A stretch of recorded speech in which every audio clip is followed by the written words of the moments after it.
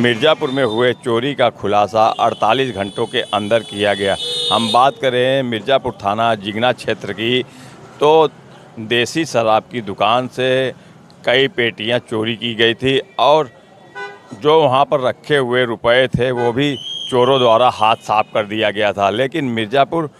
SSP Somen Verma के आदेश के द्वारा छानबीन शुरू की गई और छानबीन शुरू करने के बाद एसओजी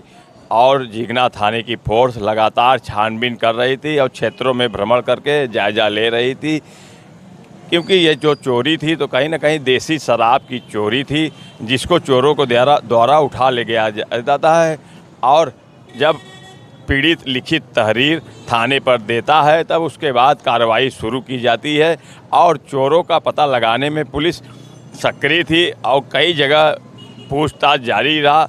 और पूछताछ करने के बाद कई ऐसे गांव हैं जहां पर पूछताछ कर रहे थे और जब लोगों को द्वारा पता चला तब पुलिस जब 2 लोगों को गिरफ्तार की और जब उन लोगों ने बताया कि कुछ रुपए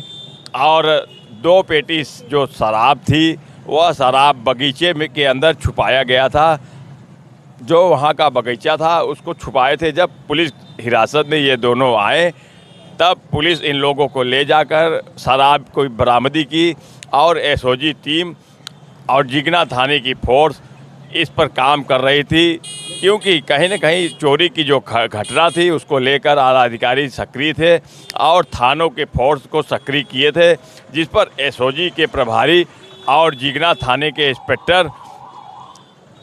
लगाए गए थे। जिस प्रकार से यह चोरी हुई तो कहीं न कहीं घटना की जानकारी जब हुई तब उसके बाद पुलिस सक्रिय हुई और लगातार छानबीन कर रही थी और देर रात्रि गश्त भी कर रही थी। गश्त करने के बाद जब ये 2 चोर पकड़े गए उसके बाद चोरी का खुलासा हुआ तो यह जो पेटी थी शराब की, वह शराब की पेटी